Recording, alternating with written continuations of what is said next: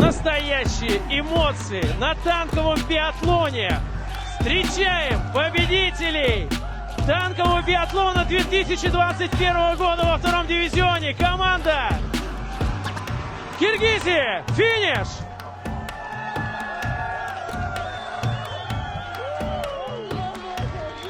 Два часа 16 минут и 51 секунда. Ну что ж, браво, Киргизия!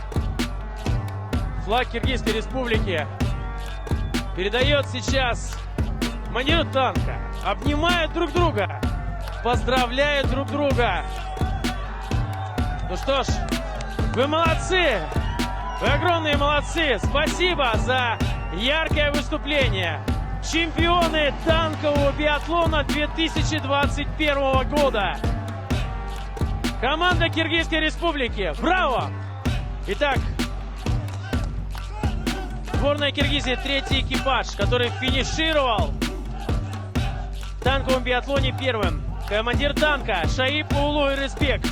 Наводчик-оператор сержант